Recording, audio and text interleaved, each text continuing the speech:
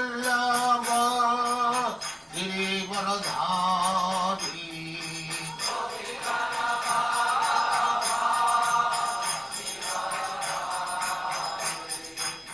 Gopidana Vallabha Girivaradhari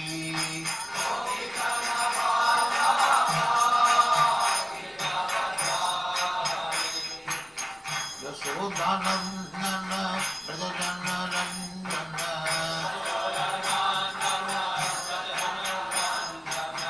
Yasodhanandana Brajajana Randana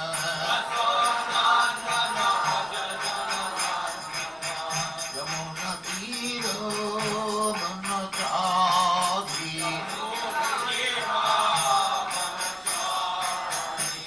Yamuna Tiro Manachadi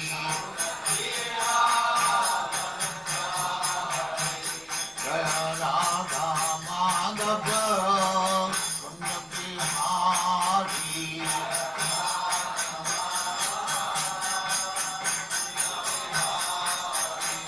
Jaya Radha Madhava Punyabhimari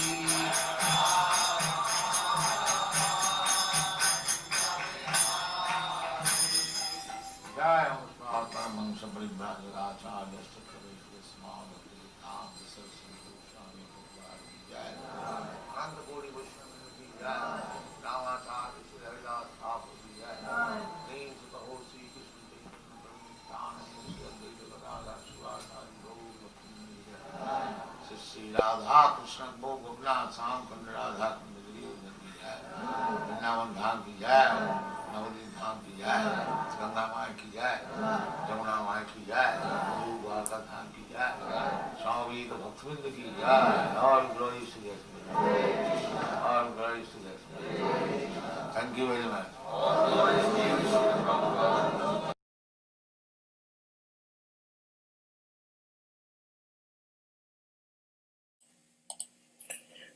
Dear devotees, please accept our humble obeisances. All glories to Jagat Guru Sri Prabhupada, all glories to Gurudev, all glories to Samud Vaishnavi devotees. Today is Monday, a new week, and we are blessed. We have one of our own, His Grace SALIKA Prabhu, who will be speaking to us from the Srimad Bhagavatam. Of course, everybody knows SALIKA Prabhu, so he needs no introduction. So, Prabhuji, we may put the verse on the screen and then you take it over from here. Sri SALIKA Prabhu. Hare Krishna. Hare Krishna. Thank you very much. I'll use a slide today.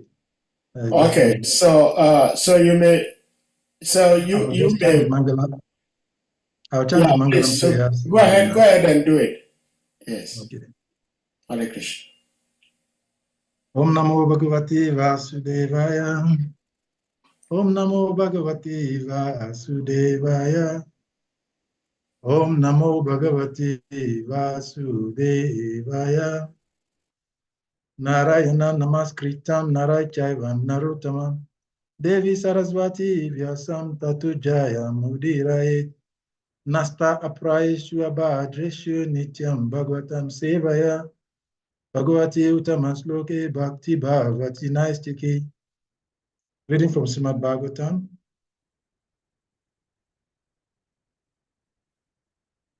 We are reading from the second canto of the Srimad Bhagavatam, chapter 10. Bhagavatam is the answer to all questions. Where is it? Okay. So, we welcome all of the devotees to today's discourse. I'm praying that by the mercy of the Vaishnavas, we might be able to render this service to the satisfaction of the devotees and pleasure of the Supreme Personality of Godhead. So we'll read the Sanskrit text. So the verse is second canto, chapter 10, text number 25. Gatin jiksata pado, ruru ate amikam, padyam yakyas swayam avyaham, karma bikriyate nribi. Gatin jiksata pado, ruru ate bikamikam, padyam yakyas swayam avyam, karma bikriyate nribi. Gatin jiksata pado, ruru ate bikamikam, padyam yagya swayam avyam, karma bikriyate nribi. Word for word translation.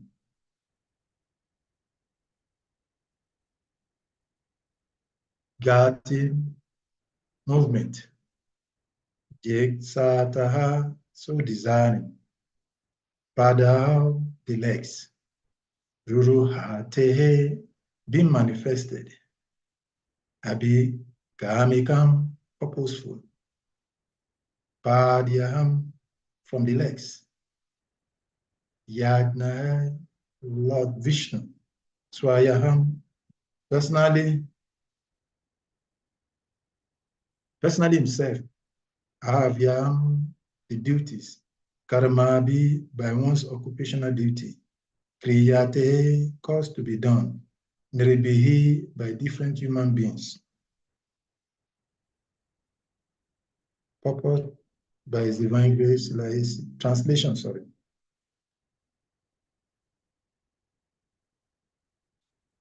Some calls disturb me just a moment. I think I need to silence this calls. Sorry.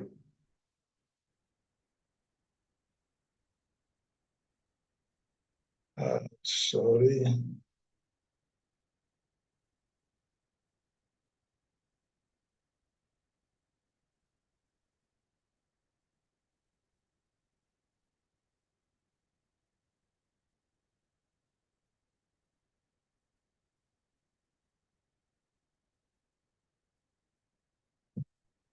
Okay, translation. Thereupon, because of his desiring to control movement, his legs became manifested, and from the legs, the controlling deity named Vishnu was generated.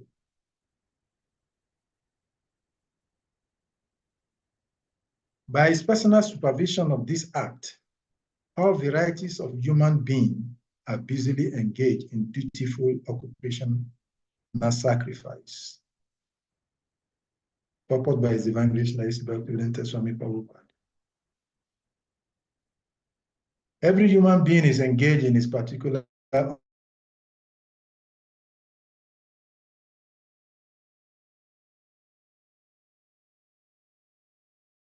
occupational duty in big cities of the world. People are going all over the cities with great concern.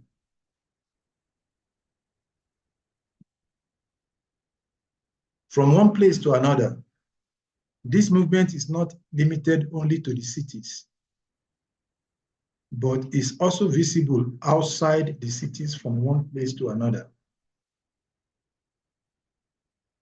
or from one city to another by different means of vehicles. Men are moving by cars and rails on the roads, by subways within the earth, and by planes in the sky for the purpose of business success.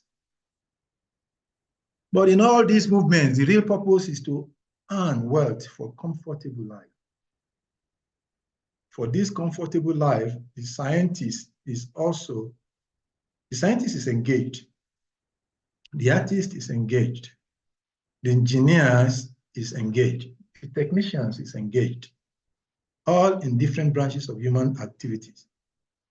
But they do not know how to make the activities purposeful to fulfill the mission of human. Because they do not know this secret, all their activities are targeted towards the goal of sense gratification without control. And therefore, by all this business, they are unknowingly entering into deep regions of darkness. Because they have been captivated by the external energy of the Supreme Lord, they have completely forgotten the Supreme Lord, Vishnu, and thus they have taken it for granted that this life, as presently manifested under the condition of material nature, is all in all for enjoying the highest amount of sense gratification. But such a wrong conception of life cannot give anyone the desired peace of mind. And thus, in spite of all advancement in knowledge, by use of the resources of nature, one is happy in this, no one is happy in this material civilization. The secret is that at every step, they should try to execute sacrifices towards the path of peace, of world peace. The Bhagavad Gita 18:45-46 also advises the same secret in the following verses. Swe karamana abhirata samsidim labate nara swakarmani rata siddhim yata vidanti tachrinu yata pravritti bhutanaham jena sarvam idam tatam swakarmananta abhyachaha siddhim vidanti manava. The Lord said to Arjuna, just hear from me how one can attain the highest perfection in life simply by discharging his specified occupational duty. Man can attain the highest perfection of life by worshiping the Supreme Lord and by performing sacrifices for the sake of the Supreme Lord, who is all-pervading and by whose control every living being acquires his desired facilities according to his personal propensities. There is no harm in having different propensities in life because every human being is proportionately independent to chalk out the plan of his life by different occupations. But one should make it a point in his life to know perfectly well that he is not independent absolutely. One is certainly under the control of the Supreme Lord and under different agencies. Knowing this, one should make it a point that by his work and the result of his labor, he serves the Supreme Lord as prescribed by the authorities expert in the transcendental loving service of the Lord, Vishnu. For performing such occupational duties of life, the leg is the most important instrument of the body because without the help of the leg, one cannot move one place to another. And therefore, the Lord has special control over the legs of all human beings, which are meant for performing yagya. Umagyanam timirandasya gyanam gyanam chalakaya shakshu militam jena tasmai shri gurave namah Sri Chaitanya manobhistam stapitam jena bhutale swayam rupa kadamayam dadati swam padantikam Vandyam Sri Guru Sri Yuta Pada Kamalam Sri Guru Vaishnavancha Sri Rupam Sagrajatam Sahagana Ragunatam Pitam Tam Sahavi Sadvitam Savadutam Parijanam Sahitam Krishna Chaitanya Devam Sri Radha Krishna Pada Sahaganam Lalita Vishakhavitam Shah He Krishna Karuna Sindhu Dina Bandhu Jagatpati Gopisha Gopika Kanta Radha Kanta Namaste Tapta Kanchana Gaurangera Devin Davanechari Vrishabhanu Sute Devi Pranamami Nari Priye Mokam Karoti Vachalam Pangam Lagayate Girim Yakripataham Bande Sri Guru Dinatarinam Vanchakarpataru Vyascha Kripa Sundhuvyasi Vascha Patitanam Pavatnivyu Vaishnavibhyo Namo Namah Jai Shri Krishna Chaitanya Prabhu Nityananda Shri Advaita Gadadhar Srivasadi Gaura Bhaktavrinda Hare Krishna Krishna Krishna Hare Hare Hare Rama Rama Hare Hare Hare Krishna Krishna Krishna Hare Hare Hare Rama, Rama Rama, Hare Hare. Hare Krishna, Krishna Krishna, Hare Hare. Hare Rama, Rama Rama, Hare Hare. So once again, the translation. Thereupon, because of his desiring,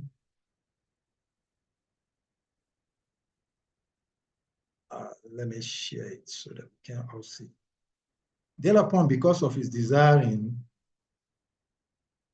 to control movement, his legs became manifested, and from the legs, the controlling deity named Vishnu was generated by his personal supervision of this act.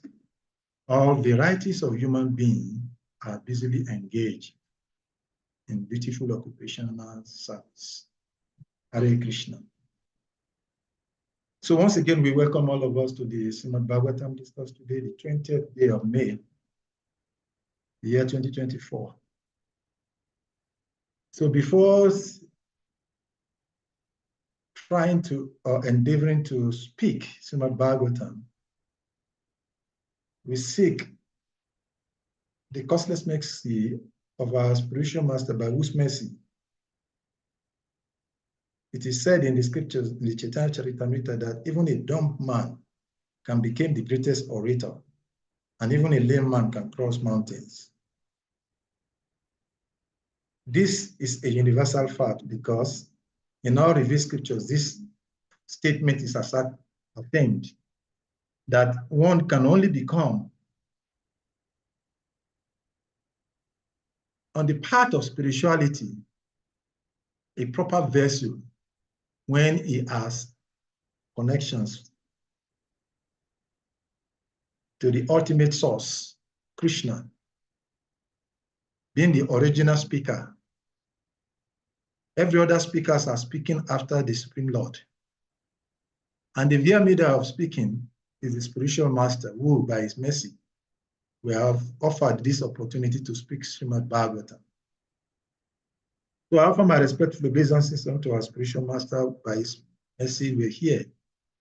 I offer my obeisances to all the predecessors, the devotees, who by their guidance and nurturing, we have been called Dasa, servant of the servant of the servant. My obeisances to all of those predecessor devotees. I offer my respectful obeisances to all of the devotees in general who are gathered on this platform this evening, my local time, morning, some other places, and maybe afternoon, another location, who have gathered here to hear the most important subject matter of hearing, which is the Srimad Bhagavatam. It is stated somewhere in the scriptures that this ear that we use the media to hear becomes like the ear in the head of an animal when it is not used in hearing the transcendental subject matter about the Supreme Personality of Godhead. So therefore, we will endeavor to render this service begging for your costless grace, that we might speak something that will be purifying to ourselves, satisfactory to the devotees, and pleasure to the Supreme Personality of Godhead. So today we're discussing the continuation of Srimad Bhagavatam.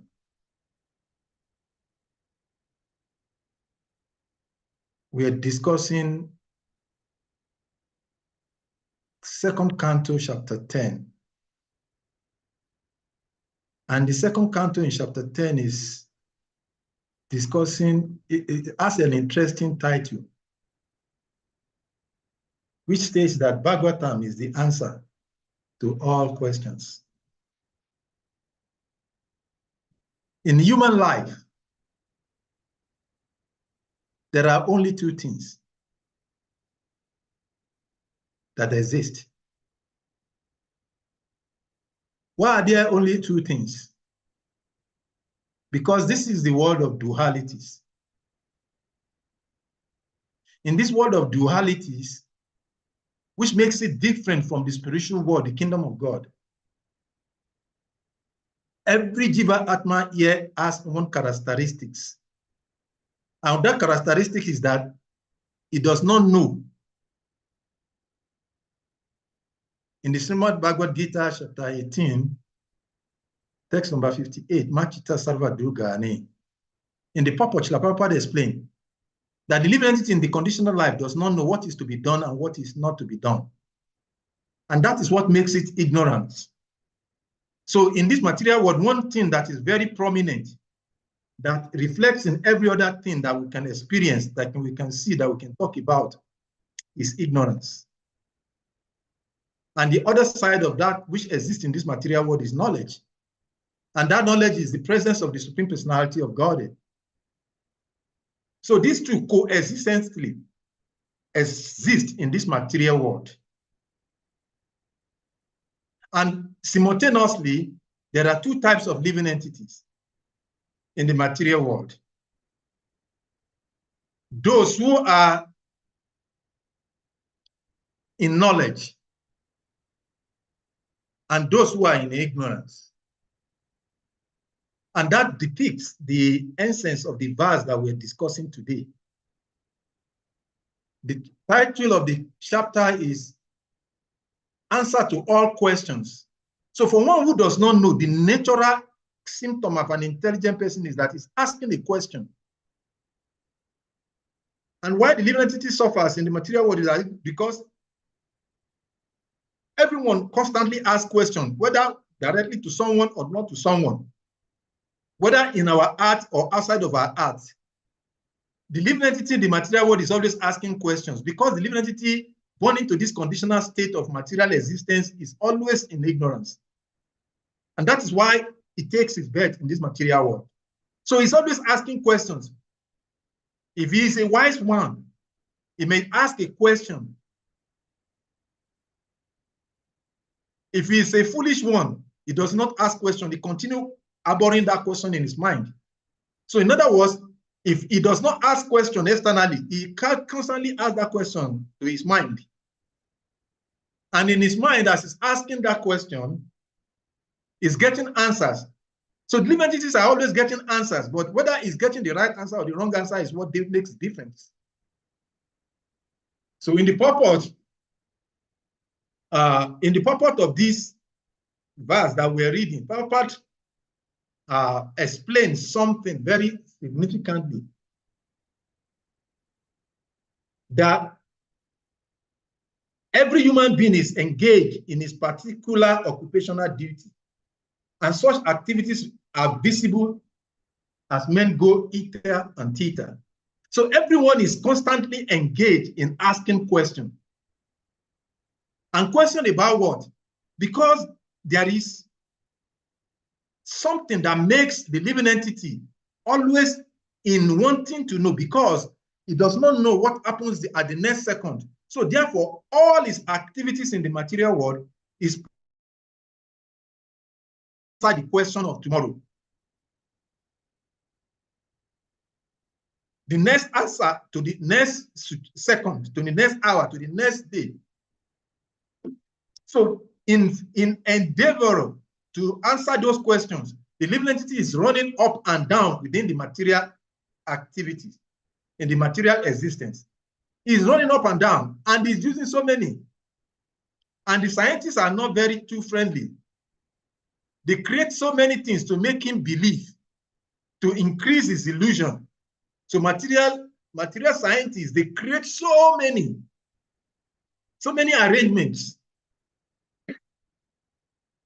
In the remote age, in the ancient time, people try to satisfy by using horses, camels to travel, to move up and down, when they can move just by walking.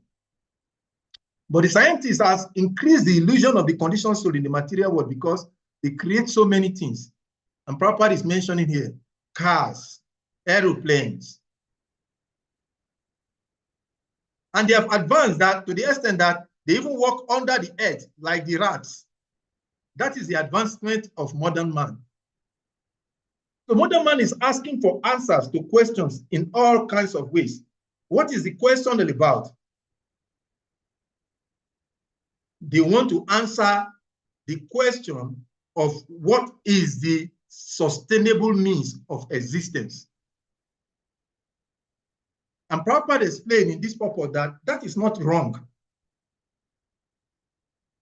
It is not wrong to want to answer these questions of existence. But the challenge here is that one has to know what is the ultimate purpose of existence. So in the Srimad Bhagavatam, first canto, chapter 2, text number 6, Sukadev Goswami said, Sevam Champaro Damo Yato Bhakti Adokshaja, Ahaituki Apratyata, the Yatma Suprasidati. That the supreme occupation or dharma for all human or humanity is that by which men can attain to loving devotional service unto the transcendent Lord. Transcendent Lord. Such devotional service must be unmotivated and uninterrupted to completely satisfy the self. So this is the cross of all activities. The purpose behind all human endeavor is to only attain this. The ultimate purpose of moving about towards the end of the purport, we've heard from the beginning of this chapter how by the impetus of the Lord, different organs or senses of the bodies are created. And here we're talking about leg, which is the movement. And Prabhupada said in the purport, later part of the purport, that by the use of the leg is the most important in these particular circumstances. In other places, Prabhupada has mentioned that the most important organ of our body is the ear. So Prabhupada himself quoted the Srimad Bhagavatam 18 chapter, text 45-46, where he mentioned Takshrinu, where Krishna is telling Arjuna that listen to me. So, but in this particular context, Prabhupada is mentioning in the later part of the purport that in most important aspect of fulfilling our human existence is the use of the leg, ability to move here or there. But what is the purpose behind of it?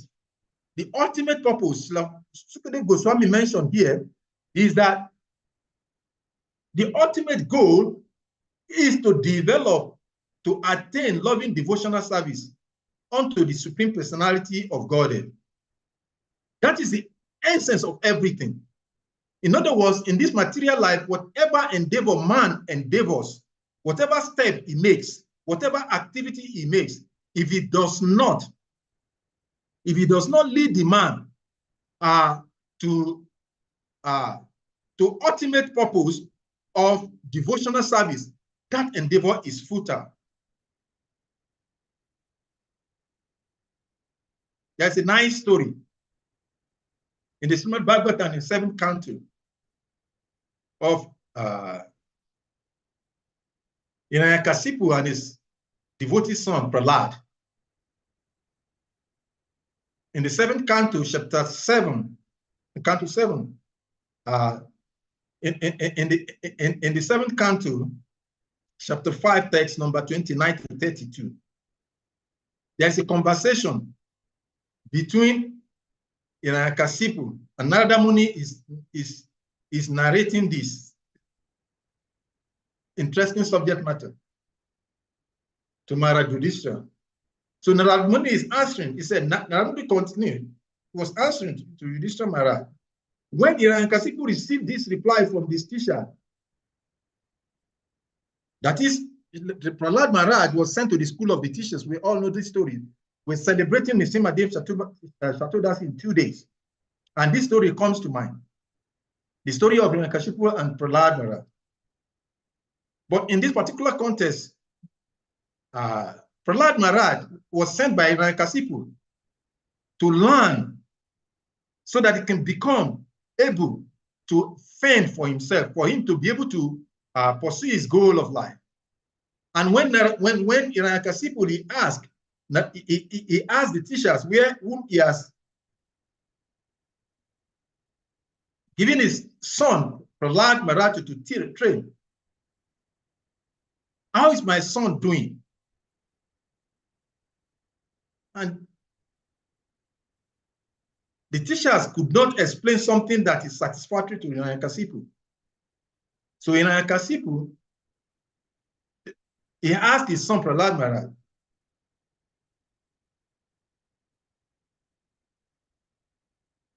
what knowledge you are giving to me? Because in that conversation, Prahlad Maharaj told Hiranyakasipu that the ultimate purpose or the ultimate knowledge he has received from his teachers is that knowledge of devotional service in 9 processes. So Hiranyakasipu was confused. He was very angered. So he was continuing this conversation.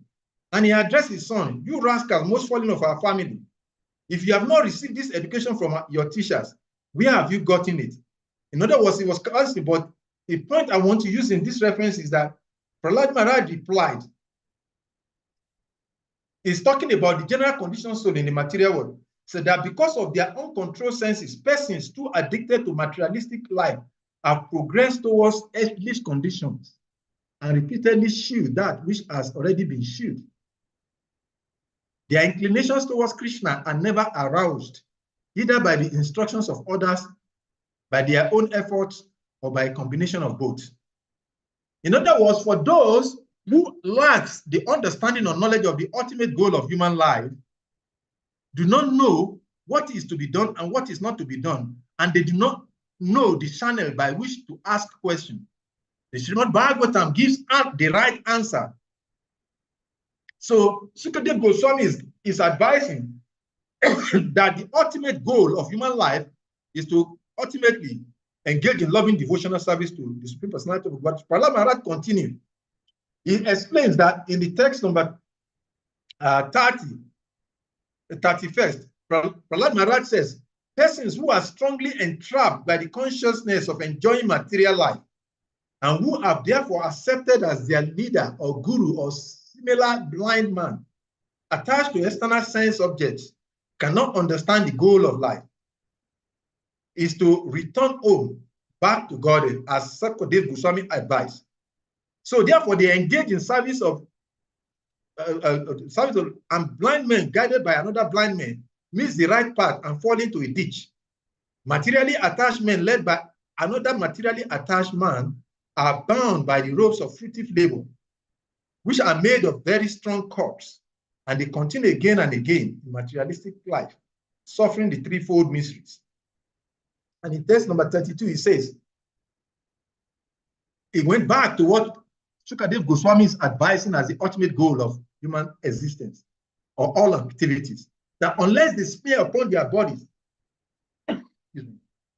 the dust of the lotus feet of a Vaishnava are completely freed from material contaminations.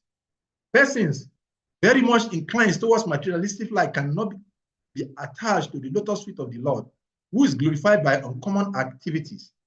Only by becoming Krishna conscious and taking shelter at the lotus feet of the Lord in this way can one be freed from the material contamination. So, in line with what Sukadev Goswami is advising Maharaj Parikshit and for the benefit of all human life, which is the title of this chapter we are reading, Bhagavatam is the answer to all questions. In our individual lives and collective life, there is so much of questions in the mind of, and I said, and this is very obvious. The more humanity tries to advance in civilization, in developing our life, the more they get into frustration and confusion.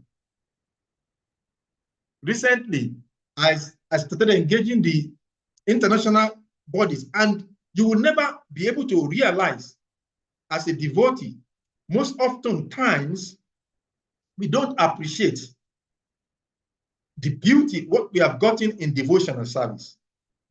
But when you get to a condition, living entities who are in the material world, even at the highest level of education, their miserable kind of life, as described by Prahlad Maharaj here in the verse that we've just read, is kind of an unforetold situation. Although they have so much of degrees, PhDs, There are some that has 5, 6, 7, 8 PhDs, but their life is so miserable, and they're so confused about what is the purpose of existence. Why the legs are provided by the arrangement of the Lord Vishnu for the living entities for moving in the engagement of human life is lost. So they suffer like anything. You hear someone who has read, become a professor,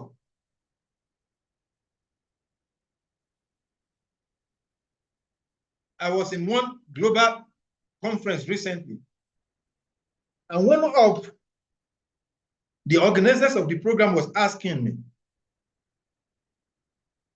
he said, there is something that is baffling me. I have been engaged in this endeavor for almost 20 years. For the purpose of public privacy, I will not mention it, but it's a top person who is in charge of a global organization that is focused on developing peace in the world. He's a very top personality. And if I mention his title, maybe somebody might know his name, so I will not mention his position also. But he's a very top person. He's the president of one of the biggest organizations in the world, focused on trying to find peace for humanity. And he was asking me, he said, I've been in this position for over a decade. In fact, I've been with the organization for over 20 years. He said, but one thing that baffles me is that we kept on doing this every year. SALIKA, I'm baffled.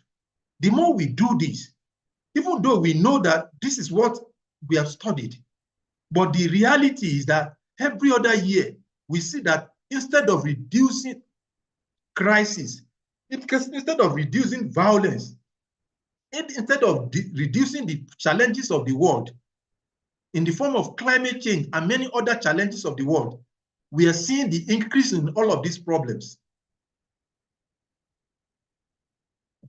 And he said, for an example, you're a panelist on a climate change.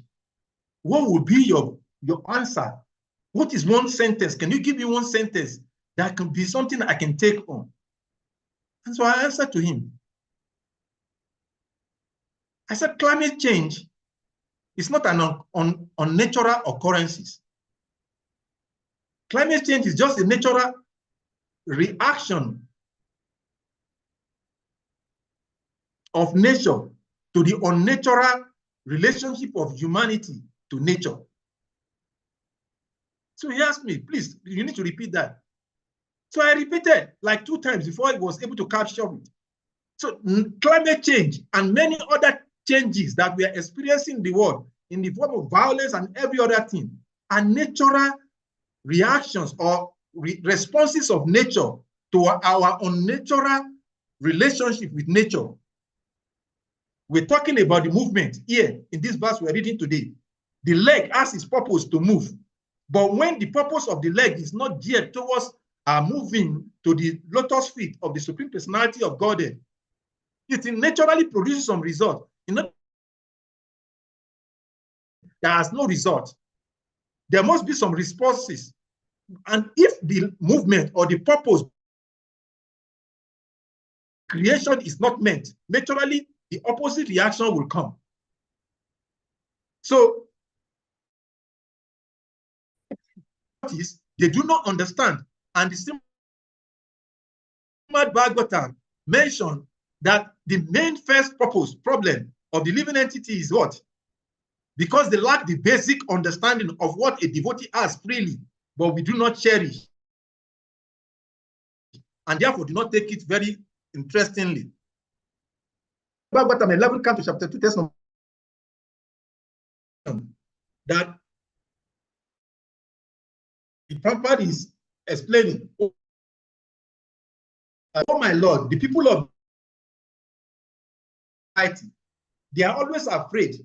They always try to protect wealth, burdened with lamentation and unlawful desires and paraphernalias. And they are very anxiously based their conception of mind and mind. As long as they do not take shelter of your safe lotus feet, they are full of such anxieties. This is the problem of the world. Everybody wants to give solution. They want to profile something in the world. But unless that receiving Christian consciousness is not known, the conception of is not solved. The purpose of existence cannot be captured. And once one loses the focus on what is the essence, so in the Srimad Bhagavatam, in another Bhagavatam verse, as Papa gave in the 10th canto, chapter 84, text number 13, it explains that one who identifies himself as the inert body composed of mucus, bile, and air, who assumes permanently his own, who thinks an earthen image or the land of his birth is worshipable, or who sees a place of pilgrimage as merely the water there, but who never identifies himself with feels kinship, worship, or even visit those who are wise in spiritual truth. Such a person is no cow or an half living entities in these bodies. They cannot give solution to the problem. Naturally, what happens? So for one to be in the human form of life and is not able to understand that the ultimate goal is to take shelter of the Lord, who considered himself to be this body, which is the main thing lacking in the world. The whole problem in the world today is as a result of the fact that humanity has failed to understand. So therefore, Ambarish Maharaj, in the 5th canto of the Srimad Bhagavatam, Lord Rishabha, the Lord, in the form of his Rishabha Dev, Mahasevam Dwaram Ahu Vimukte Tamo Dwaram, Jesitam Sangi Sangam, Mahanta State Sama Shita Prasanta, Vimanyava Subdira Stadaye. This is my advice from you, my children. And we are all, by extension, the children. Everybody is giving advice. What is the right course of action? So the one can attain the path of liberation from material bodies to highly advanced spiritual personalities. These personalities are impersonalists and devotees. Whether one wants to merge into the Lord's existence or wants to associate with the personality of Godhead, one should render service to the Mahatmas. For those who are not interested, associate with people fond of is wide open. They do not see one living entity and another.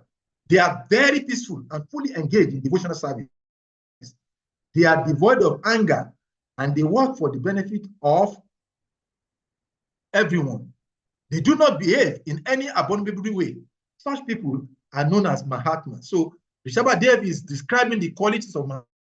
He's confirming what Shukadev Goswami said, that the highest duty for living entity is that by which he engages in unmotivated, uninterrupted, loving devotional service to the Supreme Personality of Godhead.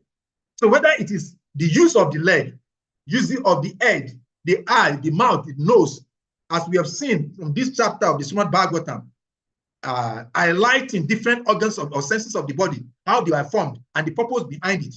So talking about the leg here, which this verse is focusing on, the use of our leg, it is said in the Srimad Bhagavatam, Maharaj Ambarish, he perfected the use of all the bodily organs of life, using his head, bowing down to the deities of the Lord, using his eyes to see the beautiful form of the Supreme Personality of Godhead, engages his ears in hearing about the transcendental subject matter about the Supreme Personality of Godhead, engages his tongue in speaking about the transcendental service of the Supreme Lord, engaging his whole body in offering obeisances unto the Supreme Personality of Godhead, as Krishna himself has advised in the Bhagavad Gita, chapter 8, 9, verse 34.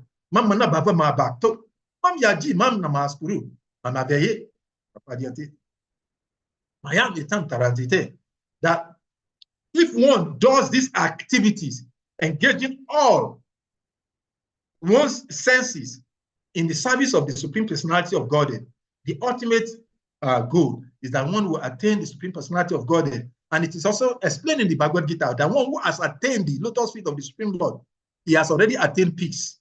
Peace is already his destination, as quoted, as mentioned here by Rishabhadeva in the fifth canto, that one who is on that platform is already attained peace.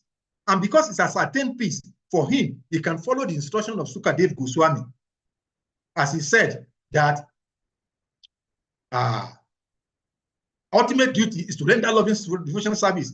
In another verse in the Bhagavad Gita, Brahma Bhutta Prasanatma 1854, Masushati Naskam Shati Samasabeshu Bhukteshu Mabhaktim Labate Param, that the transcendental position, when one has come to understand that the self is not this physical body, that is the soul, and he acts in that capacity, Mabhaktim Labate Param, he can follow the instructions of Sukadeva Goswami, the ultimate duty of human existence. He knows the purpose behind every organs of the body, and he engages them accordingly. The most degrading activity of the body, engaging in sex, is glorified by the Lord himself when he says that even engaging in sex life, that is not devoid of religious principle, it is in himself, Krishna. So in other words, every of our human part of body or existence is meant for the glorification of the Lord. And this level of realization, it comes after so many lives. So Lord Krishna also said in the Bhagavad Gita that Bahunam Jammanam Ante, Genavam Man Prapadi Ante, Vasudeva Savamiti, Star Mahatma Sudu Alaba, that after many births and deaths, one who by dint of good fortune is actually in knowledge surrenders unto me, Krishna, knowing me to be the cause of all causes and all that is, such a great soul is very rare. Such a soul is very rare. So if one becomes fortunate, it comes to this level of realization and is able to engage in the ultimate purpose for which we have received this body. In the Bhagavad Gita 8:4 and 5, Lord Krishna 7:4 and 5, sorry, he says, Bhumiyapo nalo vayo kamano budiye vashak. Ankara bina prakriti ashtada. And in the next verse he said, Apariyam itas tu anyam bina prakriti ashtada. Divabhuta mahabaho yayidam daryate jagat. That this material body, consisting of the eight material gross and subtle elements, which comprises its body, is matter. And beyond that, Apariyam itas tu anyam bina prakriti ashtada.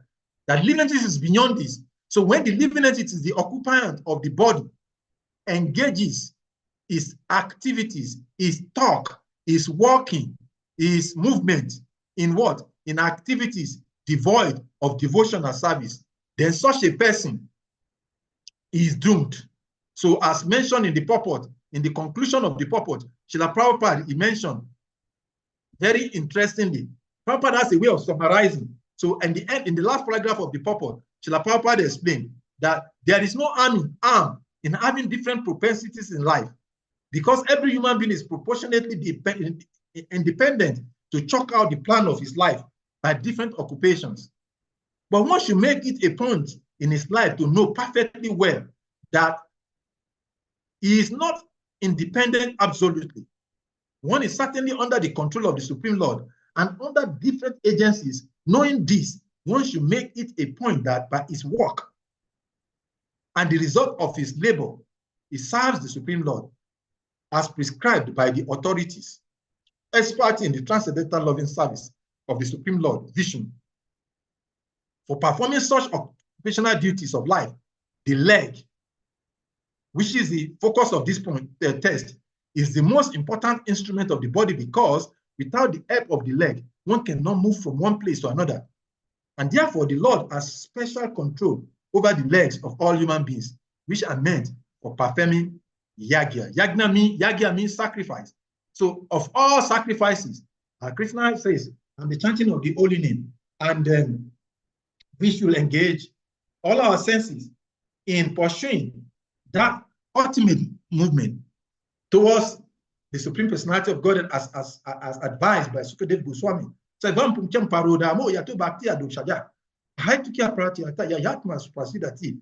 that is Sukadeva Goswami's advice, that what the same thing Prabhupada is advising here, that the ultimate purpose of all our senses and organs of the body are meant only for one purpose: to develop attraction to service of the great souls and the Supreme Personality of God, who is the greatest of all, greatest of Mahatmas.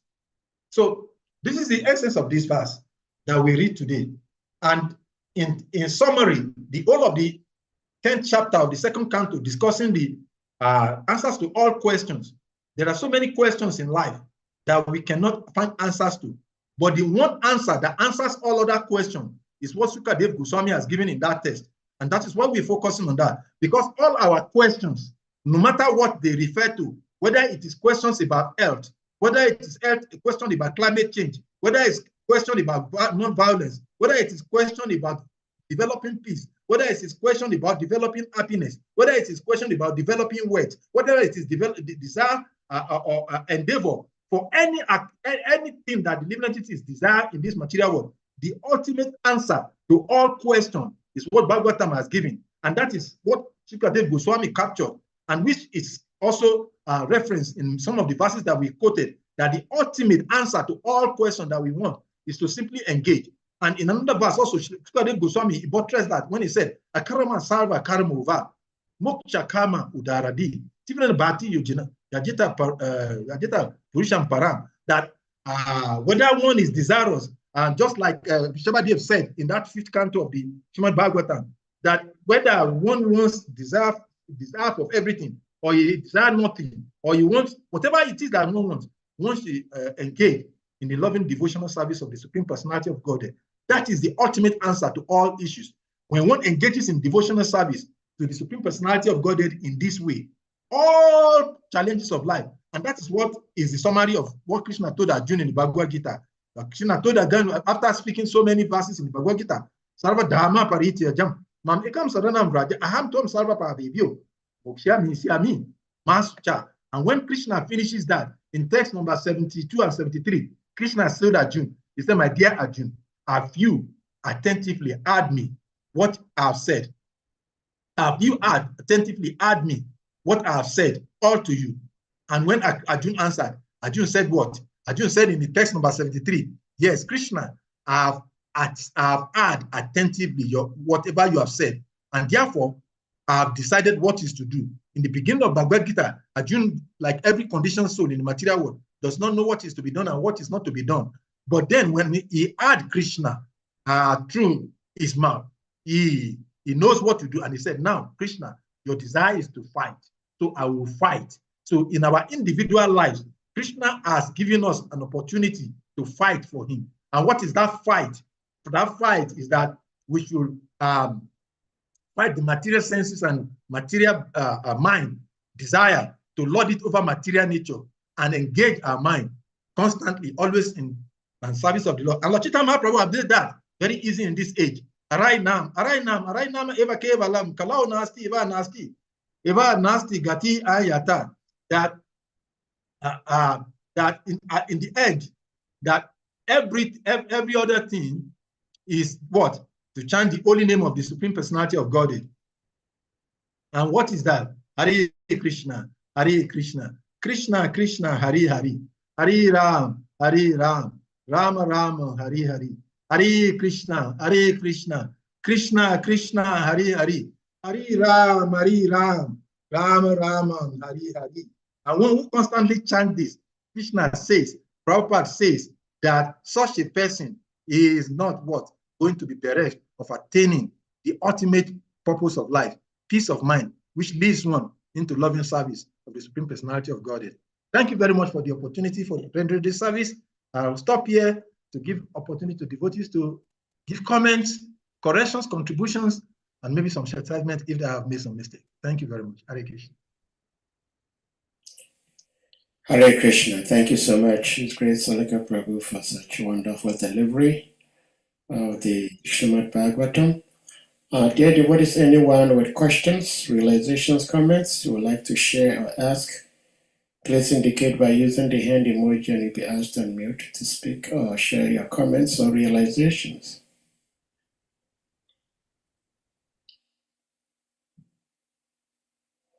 Prabhuji, ultimately, as living entities, and more particularly as human beings, no one wants to suffer in life. But from time to time, there is unavoidable suffering that we experience.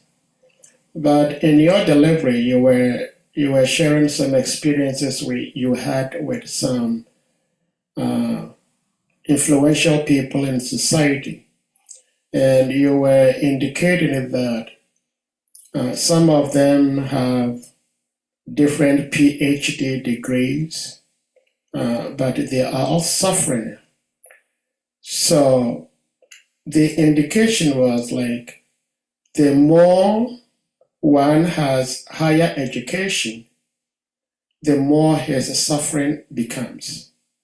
So I wanted you to explain more about what you meant by people with high PhDs suffering. What does that actually mean? Sorry, Pastor Adi Prabhu. Sorry, my network was distorted for some moments. I didn't hear. I heard the last said. Okay, I'll try to repeat. Yes. Okay, thank you. So my question is, as living entities and more particularly as human beings, we all want to avoid suffering. Nobody wants suffering. But suffering from time to time comes our way, whether we like it or not. But when you were speaking, you did indicate that you've had some encounter with some influential people in society. And these people, some of them have different PhD degrees, and they're suffering like anything you can imagine. So the assumption was that the higher one gets higher education, the higher one goes in material education, the higher his suffering becomes. And I wanted to find out if that is what you meant. What does that mean? That the higher one goes in material education, the higher his suffering becomes. Does that mean one should not pursue education? Thank you very much. Let me start from the phrase of your question. Unavoidable suffering. The fact is that living entities can avoid suffering. That use of language by materialists that unavoidable suffering in the material world is a misstatement for a devotee, in the sense that when one becomes a devotee, he can see suffering can be avoided. And what I mean by that is that the material nature cannot be changed, because the nature of material world is dualities. And there are pains here and there. But devotees does not suffer the pain. Although the pain is there, but the devotee does not suffer. So the use of word unavoidable suffering is not related, is not applicable to a devotee. One who has attained the path of bhakti or platform of bhakti, suffering is avoidable, because even all of those situations cannot affect him. It's not, although the pain, material pain are existing, but he does not suffer because he understands the purpose behind everything. Now, to your main question, that whether what I was saying, that the more one advances in material education, the more one suffers. Yes, that is what I'm saying, but with an explanation for clarity.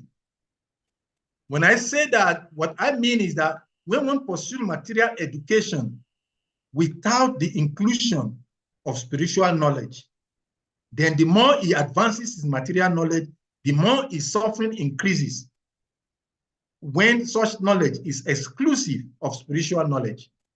In other words, if one is pursuing education materially, simultaneously studying or engaging in cultivation of spiritual knowledge simultaneously, such a person, the more he grows in knowledge, the more he becomes blissful.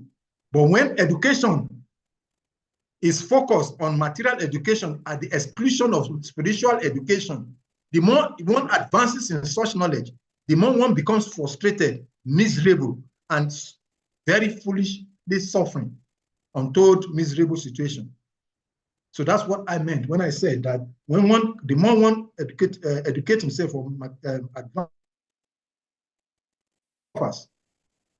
when it comes to exclusion of spiritual knowledge. And I think Srila Rupa Goswami stated that also, that knowledge is, or is it in Nectar of Devotion or Nectar of Instruction?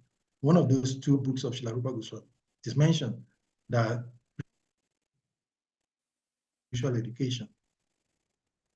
And then one who is able to balance like that, he can live forever. I hope it answers your question. Hare Krishna, your audio was cutting off a little bit here and there, but I think everybody got the essence of what you're saying. Well, I think my question is fully answered by what you just said, because if I had heard you say it the way you said it, I probably might not have asked this question, but sometimes we speak for people to follow to ask questions. Because Bhaktisiddhanta Saraswati Prabhupada Thakur is one of the most highly educated personalities we have in our line, and he's a Nitya Siddha. From the very beginning of his birth, he understood the essence of human life. Yet, he went to school and attained higher material education. And when he writes, it requires bigger brains to understand what he's saying, all because of his higher so-called mundane education. So thank you for the explanation. We have Madhavan Prabhu's hand up. Madhavan Prabhu, please, you may unmute. Hare Krishna Prabhu. All glory, all grace, Prabhu Salika, thank you very much for giving us such a wonderful lecture. And citing so much, so many texts, just to buttress points. So I think we all benefit so much by this very wonderful presentation and the homework. So your last answer to the question that Prabhu Sade I quite agree with you. And then from this text, I got a realization that, when we have legs, but out of ignorance, we don't know how it operates, or those who are behind it. It's just like nowadays, when you have a software, definitely there's somebody who wrote the software. And there's no way you can change the software, because when a program is written, it's only the person who wrote the program that can do anything to the program. So the same way, when we have our legs, then we have a demigod who is in charge, that is the person who programs the activities. So when you now use this leg and the rest of the body, without due respect to the controlling basis or the person who is in charge, and the person is in charge, then Supreme Lord also, who is Krishna, who is also the controller of the demigod, that is the controller of the controller. So it's only due to ignorance that we use all these facilities without due respect to those who make it work. It's like you are enjoying electricity, for instance, but you have no due respect for the company that is providing the services. After some time, one will have problems.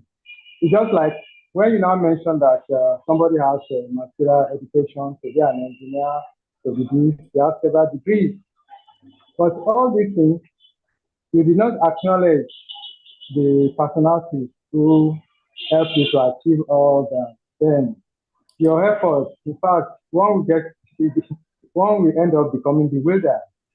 You know, it go deeper and deeper with the darkness of ignorance. So that's just my little contribution. And I'm sorry, I'm a little bit. No, it's okay. Thank you very much. Thank you very much, Madhavan Prabhu, for your explanation and comments. Yeah, that is the whole essence, because material scientists, just like in one of the references that I quote, and I'll share that again, in the one of the references, the 11th count, in the 11th, where it says that it's a purport to the 11th canto, chapter 7 to chapter 2, text number 33, purport, where purpose and the text, it says that, "Oh my Lord, people of the world are embarrassed by all material anxieties. They are always afraid. They always try to protect wealth, body, friends. They are filled with lamentation and unlawful desires and paraphilias, and they are voraciously based their undertakings on the perishable conception of mine and mine. As long as they do not take shelter of your saved lotus feet, they are full of anxiety, such anxieties."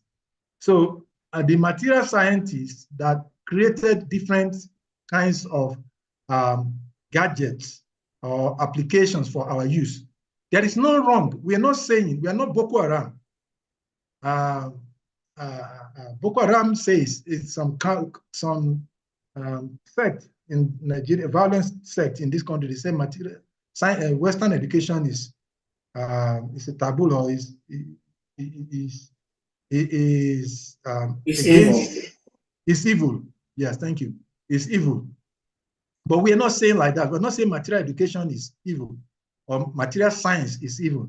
In fact, it is said that the more one becomes scientifically educated, backed up with spirituality, the more the person becomes a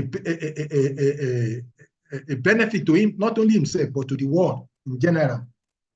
And we've seen that in the life of several scientists, Albert Einstein, many of the scientists who created so many of the innovations of what we are experiencing today and using in different capacities. They, at some point, referred to the fact that whatever they are giving, there is that background of God's input into it. So your point is, your comment point is valid, that material creators of gadgets or applications or whatever, we don't acknowledge them. We do acknowledge them, because if you do not pay, you will not have a laptop. You can't go to the market and carry a laptop. And by paying for that laptop, you have acknowledged, you have paid your dues to the owner of the, or the creator of the application. They're taking the money. But because the Supreme Lord is not material, it's not physical, so it requires a spiritual payment. And that is why it is said in the Bhagavad Gita, and Prabhupada often quotes that when he's talking about peace in the world, Bhaktaram Yagyatapasam Sarvaloke Maheshwaram, that the ultimate benefactor of everything is Krishna. So we have to pay Krishna also, just like we pay the material laptop manufacturer or mobile phone manufacturer by paying money to acquire them. So to acquire peace, which is Krishna's property, we also have to acknowledge the Supreme Personality of God. And what Krishna demands is simple. That what? Just surrender to me. Just offer obeisance to me. Bow down to me. Worship me. That's all Krishna requires. And when we get that, this automatically becomes our experience.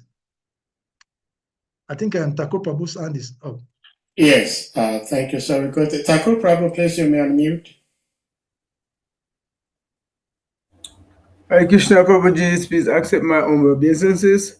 All goes to Srila Prabhupada and the Assembly devotees. So, as usual, an appreciation for the presenter and the presentation, because with so many people in the world, that many of us are sitting down to listen to Krishna Katha. So, as usual, appreciation. And remember too that the human form of life is our duty to render devotional service. And those of us who are fortunate to be able to assimilate, accept, assimilate, and apply, the Krishna Katha. And also, too, important of studying like the Gita, the Gita, the Bhagavatam, and the Chaitanya Charitamrita, in the sense that progressively with the information, it tells in the Gita, seek a spiritual master, and then it tells Bhagavatam is the answer to all questions. So, what more do you want to know?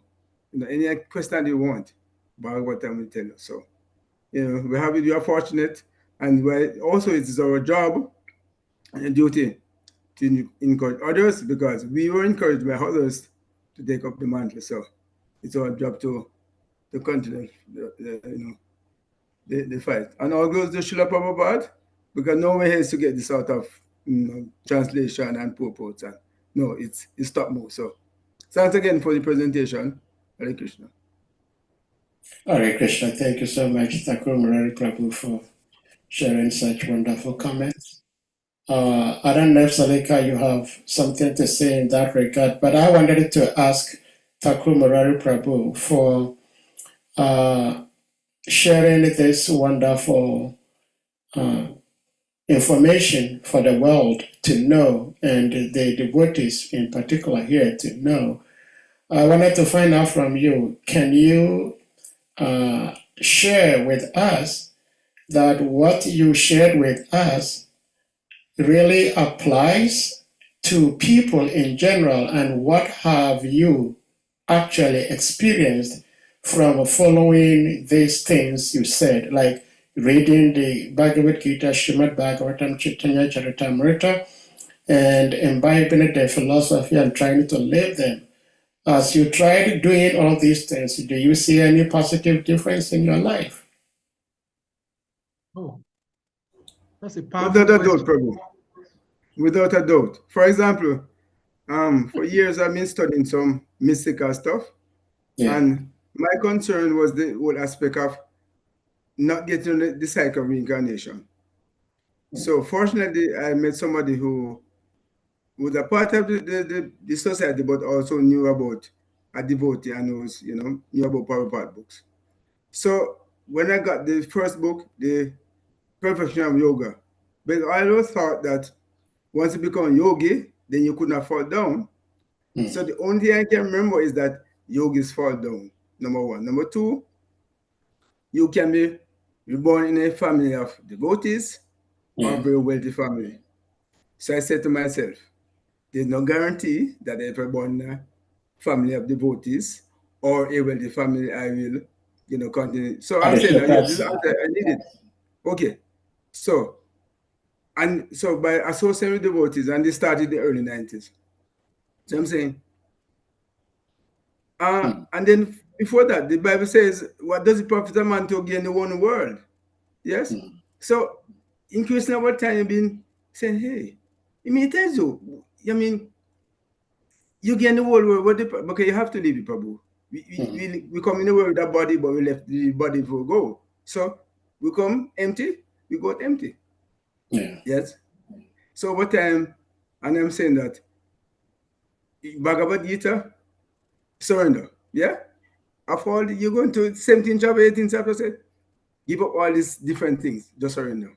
Yeah. Then you come to Bhagavatam, is the answer to our questions of Prabhu is what you want. So I'm saying that for me, over the years, I've been searching. I'm saying that I got the thing from the Bible. It tells about riches. A rich man cannot enter the kingdom of heaven. It says it's easier for the camel to go through the eye of a needle than the rich person to go into heaven. So it tells you, do not bother riches, but the book 99.9% of the world is run after riches. Yeah, but it tells you, yeah. So increasing over time, I've been is there. So Yes, and I'm saying that Sadhu Sangha, Sadhu Sangha, Sadhu Sangha. Hare Krishna. Hare Krishna. So thank you so much for sharing that. From your sharing indicates that what the scriptures say is real and it's applicable and it works in this modern time also, because you are a testament to what the scriptures say. And lots of us, even though we may not speak about it frequently, but most of us have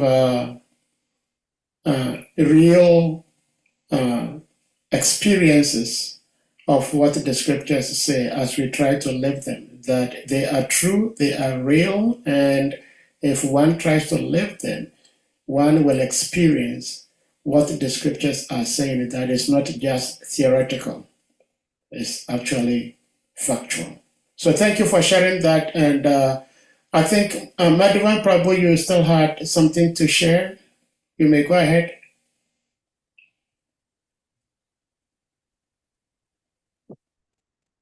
Hare Krishna Prabhuji.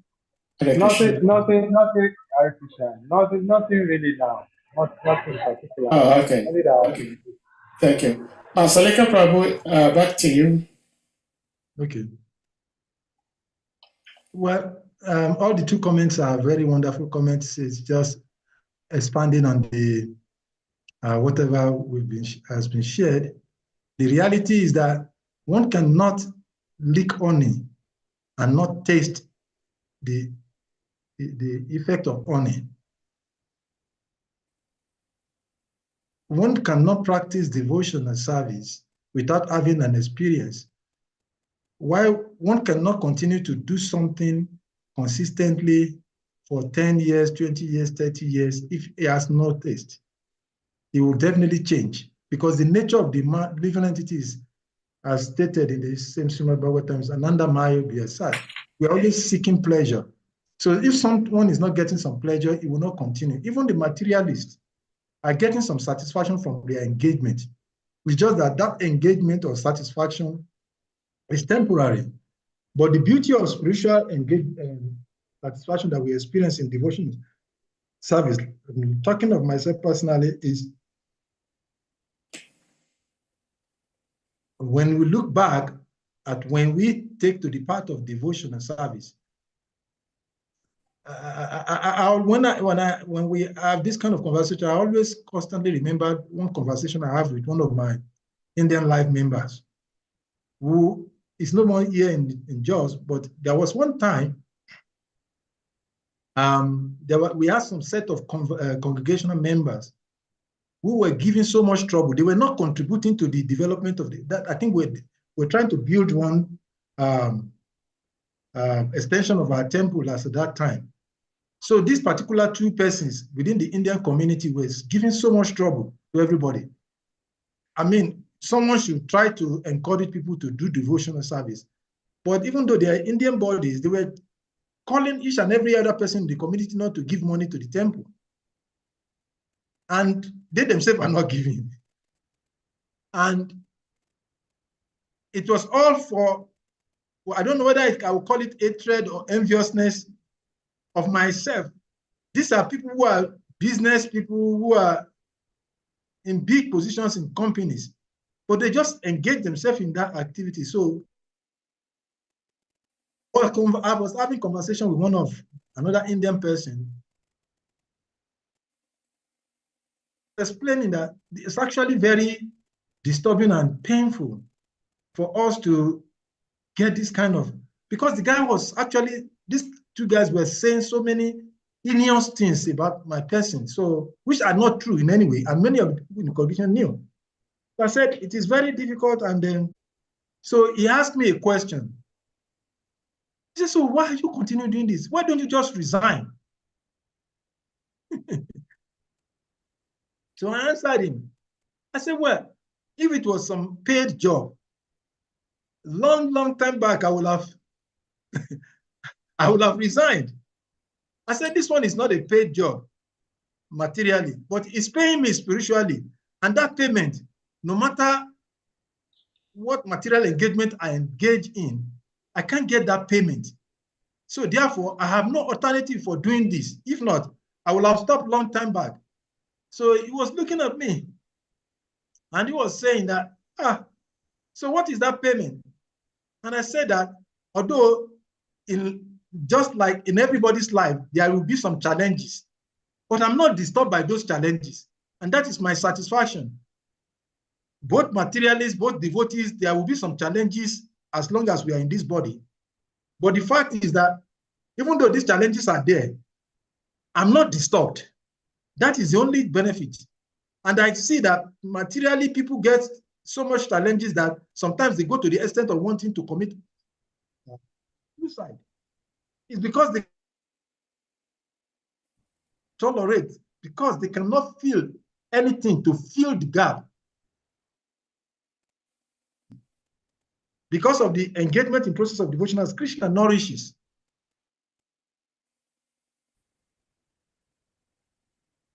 I know my network is fluctuating. Can you? Yeah, it's on and off, but we can hear you anyway. At least during the main speech, there was no much interaction. That's funny now.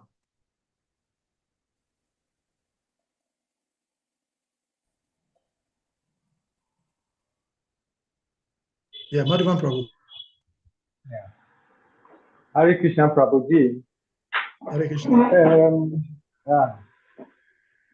I will always say that we appreciate you for your effort, your humanitarian effort, you know. So just like we're explaining, ordinary people or kamis, they cannot understand the life of a devotee because they don't know what is their motivator, what is motivating them. So, and at the end of the day, they just see you as maybe everyone is crazy. You know, they find it difficult, you know, to understand our activities, why we are doing this, why we are doing that. Sometimes they think we are very foolish because normally they will never do anything without some material results. And because of this, sometimes we are loggerheads with some other people because in every position,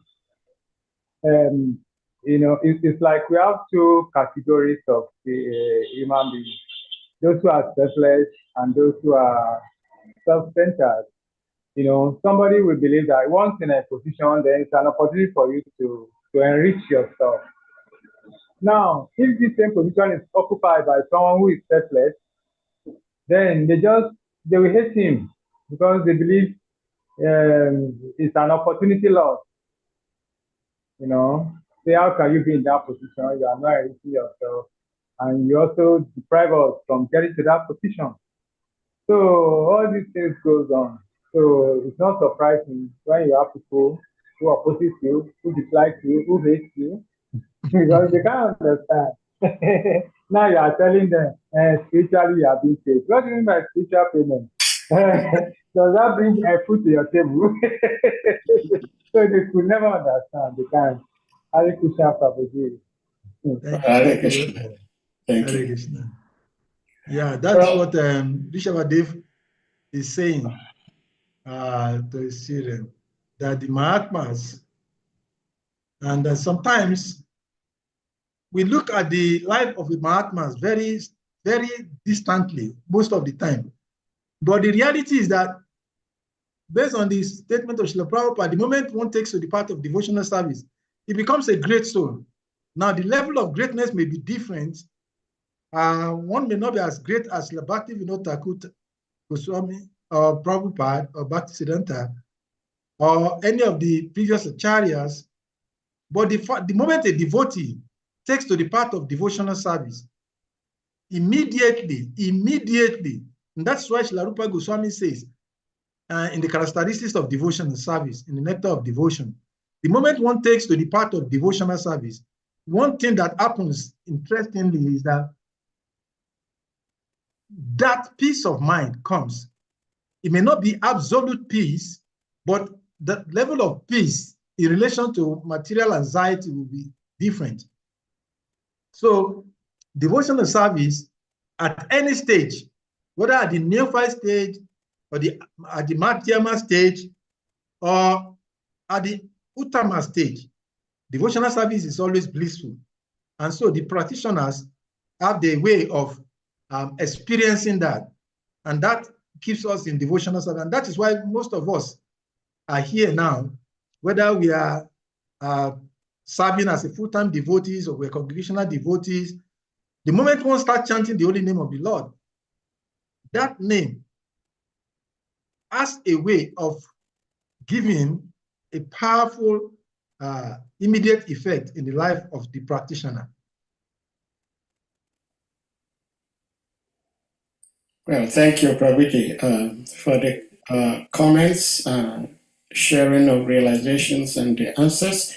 But if I may revisit my question and the answer you gave, Salika Prabhu, which I indicated I appreciated the answer. But you were saying that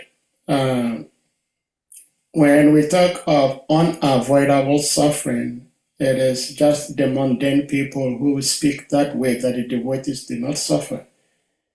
Now, I want you to go a little deeper into why devotees do not suffer.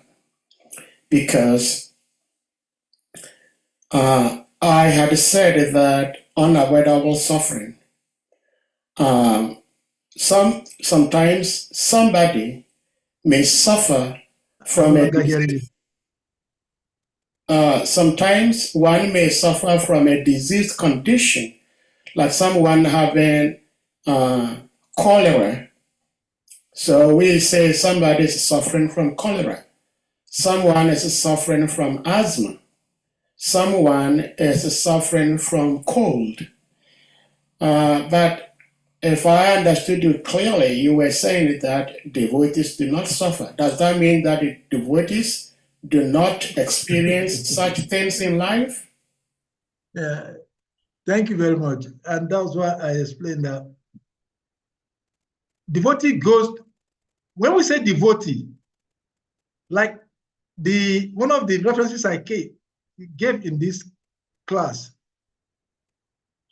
what makes one a devotee? Aham Brahmasmi. The moment we remove that, then one is no longer a devotee.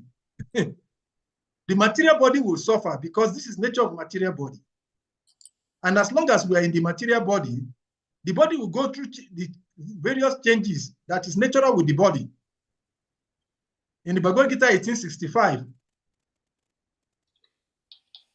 Krishna says to Arjuna, clearly, the living entity, he said, I'm seated in the heart of the living entity, who is seated on a machine. So this material body is a machine. And like every other machine, it will go through the 6 changes of material nature. It will come into being, it will grow, produce a byproduct, stay for some time, start dwindling, and eventually vanishes. So the material body will go through different changes or experiences that is nature to nature. What we call suffering, materially so-called suffering, is the suffering of the body, which is nature, which cannot be avoided. But the devotee, the soul who is living inside the body, does not suffer. Thank you very much, sir. 1861. And so it does not suffer. The living entity in the material body does not suffer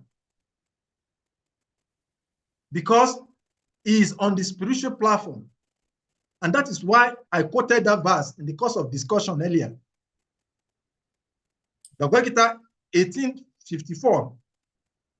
Brahma Bhuta Prasanna Atma Na Sushati Na Kankshati.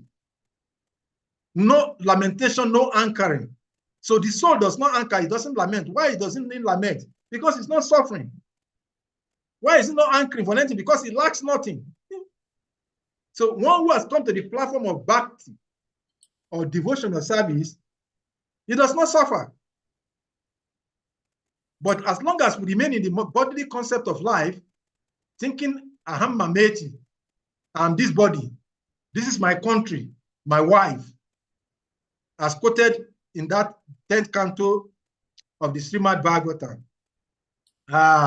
where it is saying that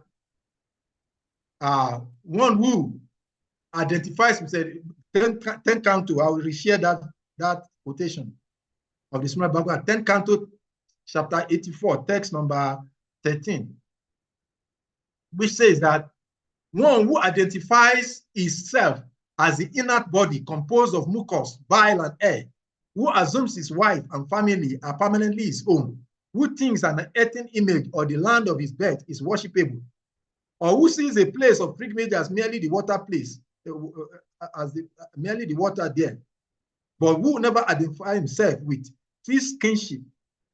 I think there's a wrong mistake in this, my text with the copy. Worship or even visit those who are advised in spiritual truth. Such a person is no better than a cow or an ass.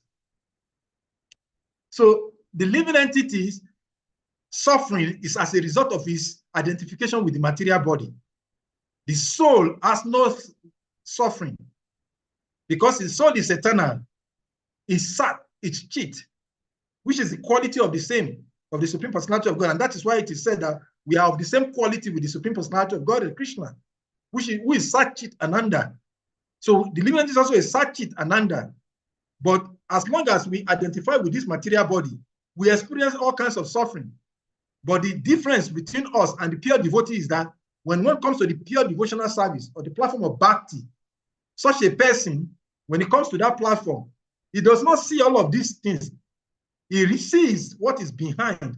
And that is why a devotee is said not to suffer karma. Everyone in the material body goes through karmic reactions.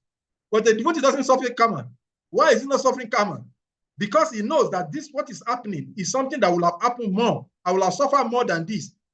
But Krishna is taking care of it. It's just like we're standing on the edge of the gutter, and all of a sudden, by law of motion or whatever, we have a flip of our leg, and we slip, and we fall inside the gutter.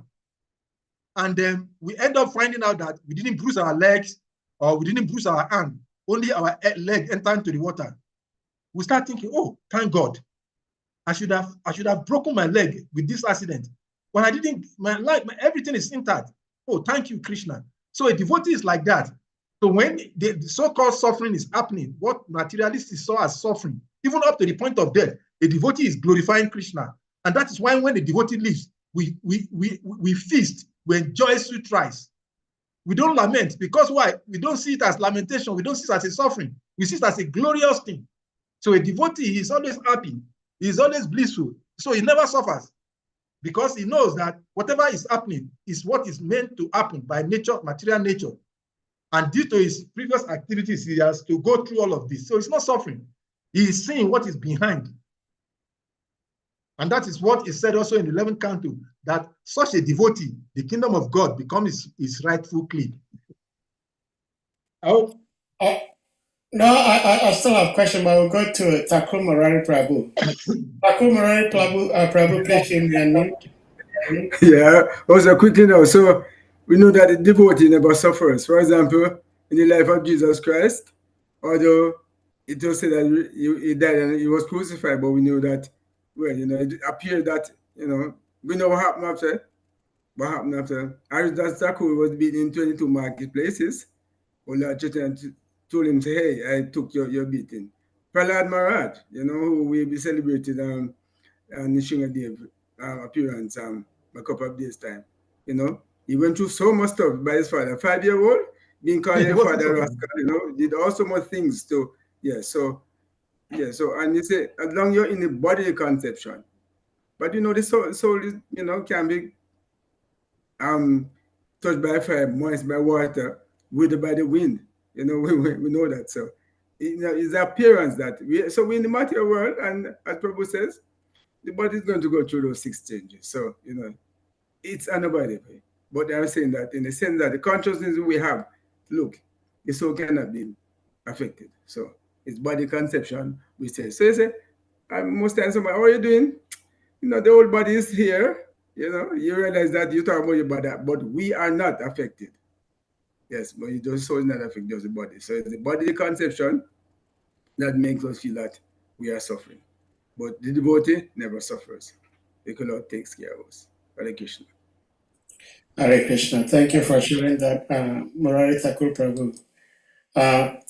But if I may go back to same thing, because even those who are not Vaishnavas, those we consider mundane people, some of them understand that they are not the body. They understand that they are the soul, they are the spirit, and the body is just a garment, even though they may not be Vaishnavas. So they know that. So when something is happening to their body, they know that it is the body that is suffering, it's not the soul. So that, for a devotee, everybody knows that. But what I'm trying to find out from you as devotees preaching to the world is that if we begin to say that once you become a devotee, we are not even talking of those who are just, excuse me to say, ordinary devotees chanting. Of course, who can tell who is ordinary, who is not ordinary? But even those who are Paramhamsas, like Srila Prabhupada. And I gave this challenging example. Srila Prabhupada, no one knows and understands better than Srila Prabhupada that he is not the body.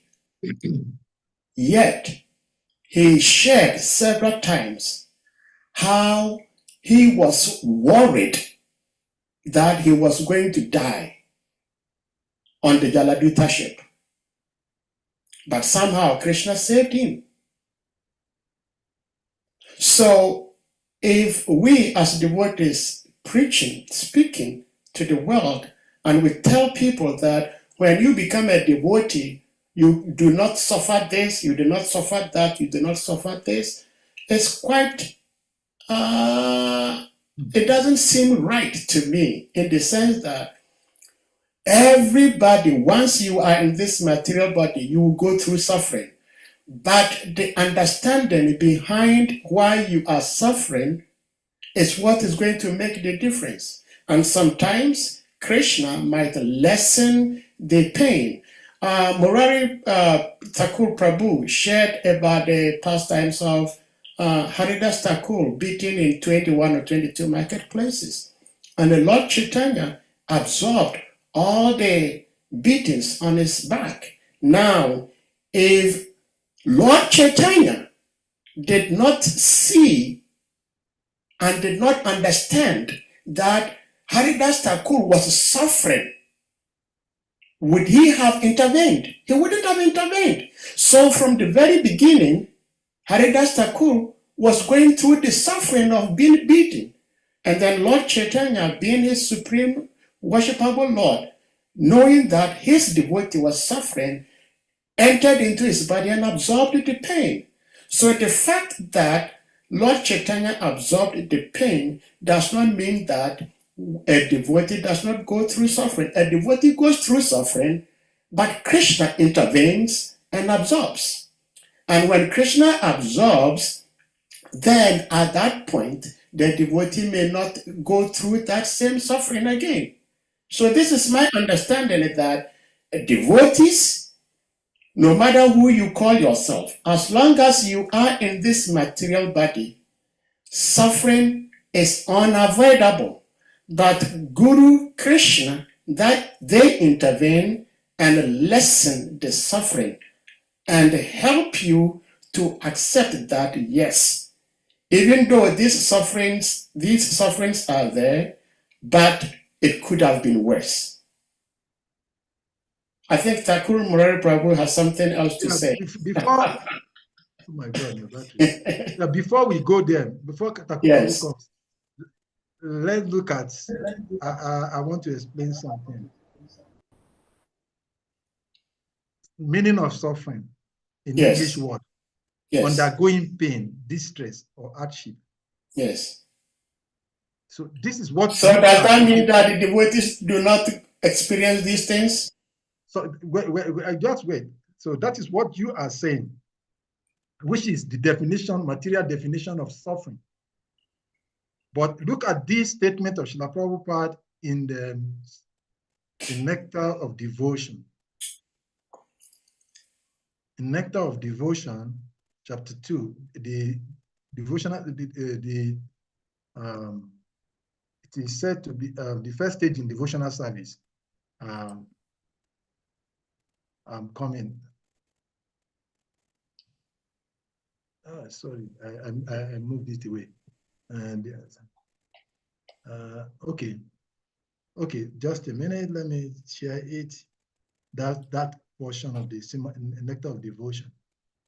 So Prabhupada, the first stage of devotional service. This is a statement made by Srila Prabhupada. And this is where I want to quote. So it says that every living entity under the spell of the material energy is held to be in an abnormal condition of madness. In Srimad Bhagavatam, it is said, generally the conditioned soul is mad because he is always engaged in activities that are the cause of bondage and suffering. The spirit soul, in its original condition, is joyful, blissful, eternal, and full of knowledge. Only by its implication in material activities has it become miserable, temporary, and full of ignorance. Now, why am I quoting this reference? When we use the word suffering, and that is why it is said material language cannot fully express spiritual reality. When we talk about suffering,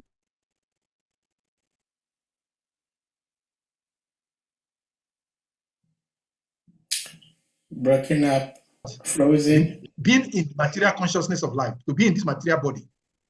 But in material life, the materialist does not know what is pain. What they consider to be pain is the discomfort of the body and the expressions of or reactions of the body to abnormal situation of the body. That is what they call suffering. But the living entity who are devotees, who are on the level of Brahma realization, at least, not even at Paramatma level, at Brahma realization knows that I'm not this body. And whatever is suffering is this body. I'm not part of this suffering. So in that context, we're saying that the devotees does not suffer. Yes, there is this physical pain. There was a conversation recently. Gopal Krishna Maharaj left us physically.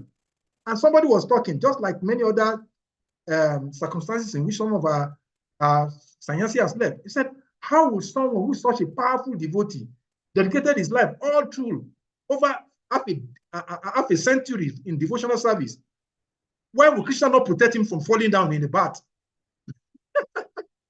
And the answer is simple, what Prabhupada has said before, because someone has asked Prabhupada like that before. Prabhupada said, my devotee will never be vanquished does not mean that Krishna is not referring to the body, he's referring to the soul. So my devotee will never experience suffering or pain. So when Krishna speaks like that, he's speaking to the soul, not to the body. So the material body will suffer. That's obvious. The moment one takes the material body, because the nature of the material body is to go through those changes, which we call pain or distresses. And just like I told my friend in the experience I shared before, that climate change is not an unnatural occurrence or unnatural situation. It's just a natural reaction of nature to our unnatural relationship to nature. So when because nature has its own templates, how it's supposed to operate and how we are supposed to operate with nature.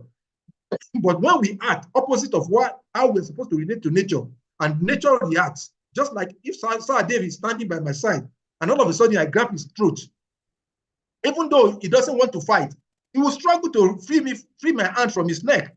It's natural. So in the same way, who tells you I wouldn't want to fight? If you grab my throat like that, I'll fight you right away.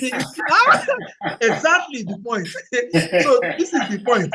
So it's a nature's way of reaction, and that because the devotee know that this is natural situation, so it doesn't consider it as pain. The real pain is that he's not able and that is why when you look at the prayers of some of our great souls, Srila Bhakti Vinod Thakur, he said, not seeing Krishna, I can't remember that song of now. He said, not seeing Krishna, I will hit my head on the stone, on the rock.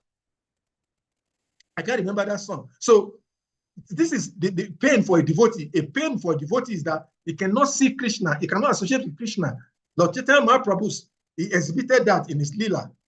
So the meaning of the word sovereign for a materialist and a devotee is completely different. Thank you. We go to Thakur Murari Prabhu. Please, you may unmute, and then we'll go to Shimavara. Yeah, okay. So, Obama are taking over. So okay. So, and the Pandavas, they were eternal associates of Sri Krishna. You know, they went through a lot of challenges.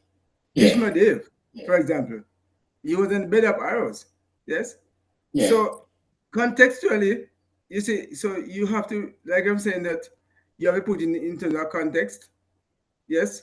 And also, the devotee says, if he's suffering, he said, well, the Lord is giving me less than I am deserve, you know. And when the reverse is like, you know, there's some fortune, he said, well, I'm getting more than I deserve.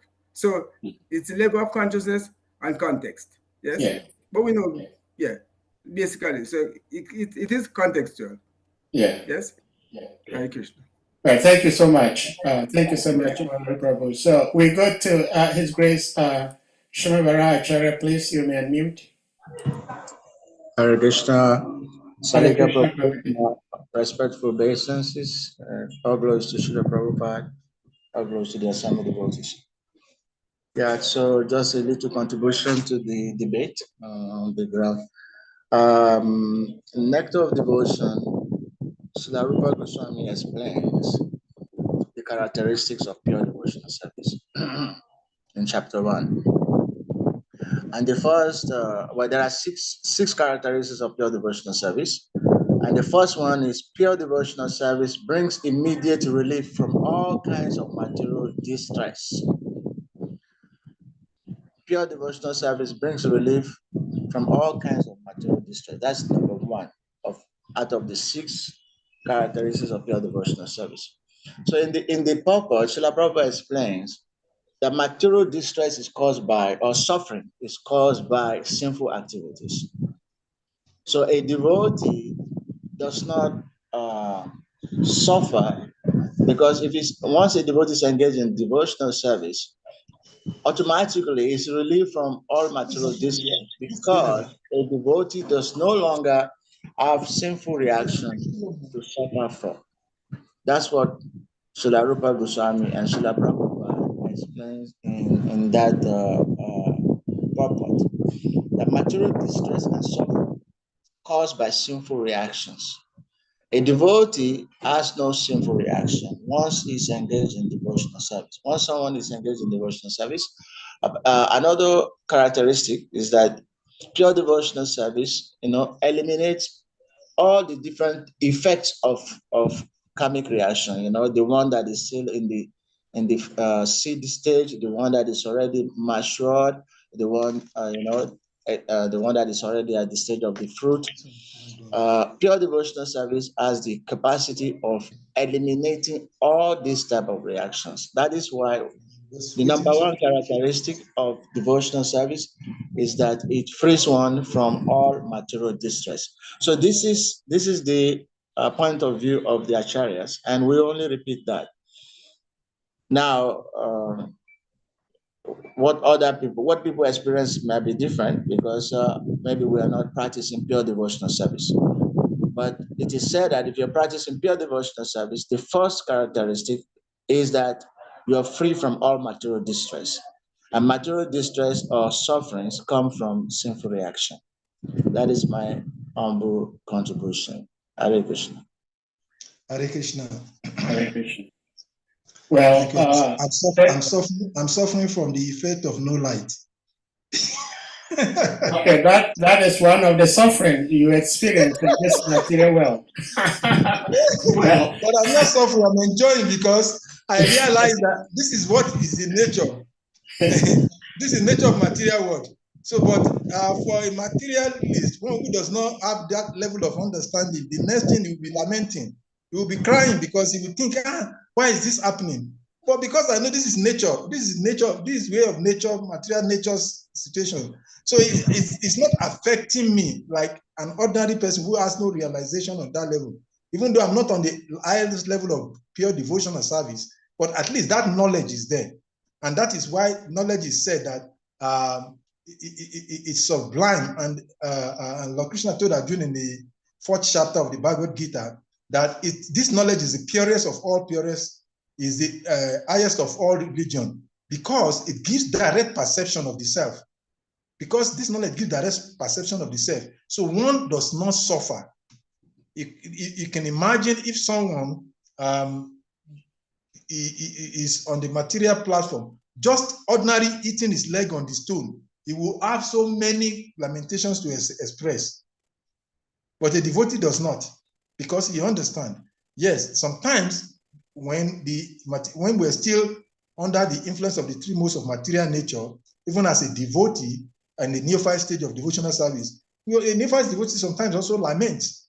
And that is why Srila Prabhupada Goswami in that the first steps of devotional service, he mentioned that there are 3 types of devotional service. And devotional service at the lowest level or at the stage of Kanishta, sometimes he knows theoretically, but he has no realization. So sometimes he still experiences suffering, he still expresses the distress. And then someone asked a question some time ago, why will a devotee who is chanted Hare Krishna, who has been in the path of devotional service several years, commit suicide? I was having a conversation with a devotee one time and was asking this question. And I said, well, the fact that one wears the garb of the devotee, or wears the dhoti or saffron, or dhoti or wear tilak, does not make one a devotee. Devotee has nothing to do with the external consideration. Devotee is a level of consciousness. And that is why Krishna says in the Bhagavad Gita, Tisham Saktakta Yuktanam, that when one is conscious, when from internally, when one realizes that Krishna is when one is desiring to render service, Krishna says, I give the intelligence. So Krishna connects with the soul.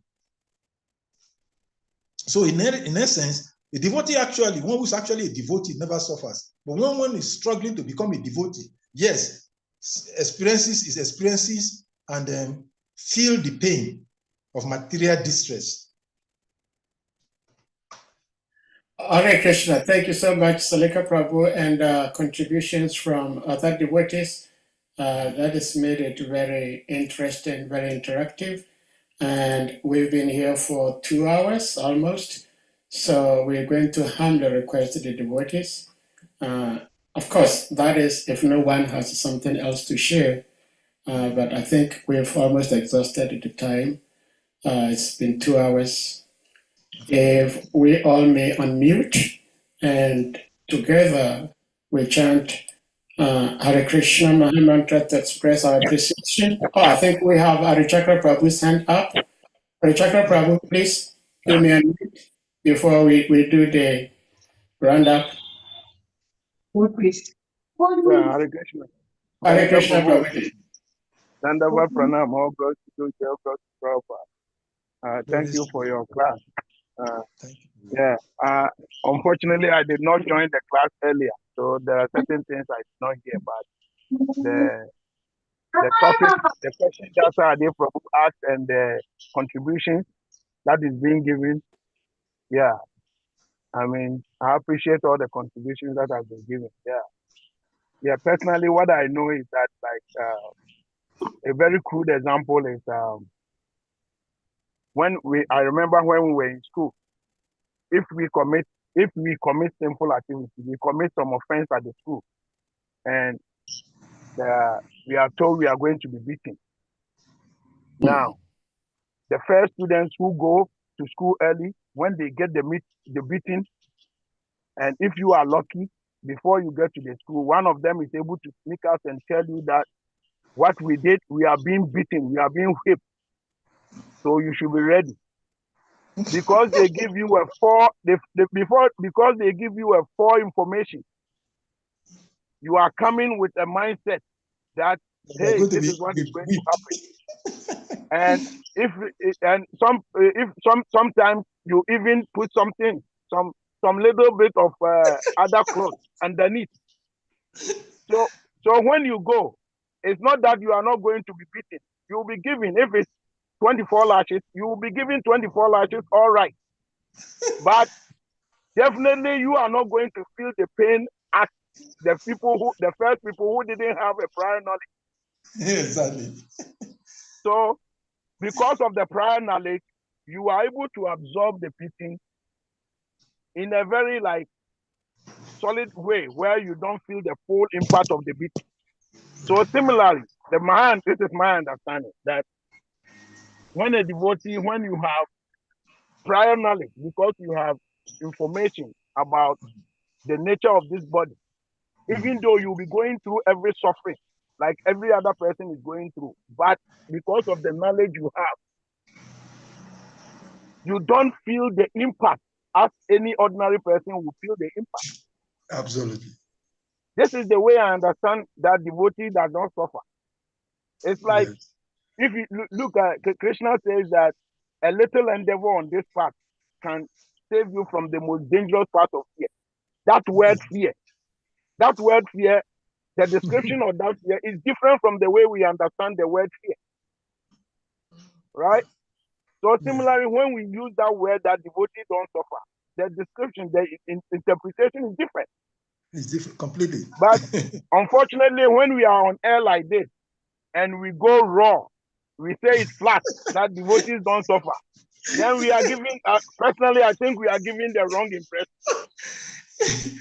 That's why Sir Dave has helped us to deepen the conversation, to bring about clarifying what we mean by that. And that is why the question and answer section is always very sweet, because it helps us to understand deeply what we are talking about. And that is the way of spiritual knowledge.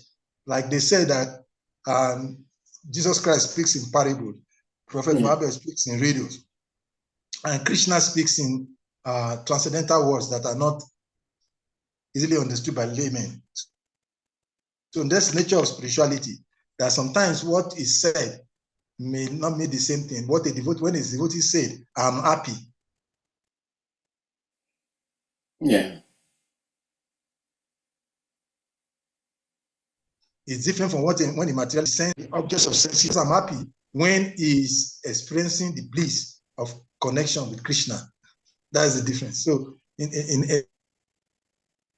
and non-devotees may use the same word, but the experience is different, and the meaning are also different. Hare Krishna. Thank you so much, like we said earlier on, for your transcendental, wonderful Krishna Katha. And devotees, your contributions are all very awesome. So we're going to humbly request you all to kindly unmute, and we all chant Hare Krishna Maha Mantra to express our appreciation to our revered speaker, His Grace SALIKA Prabhu. Jai.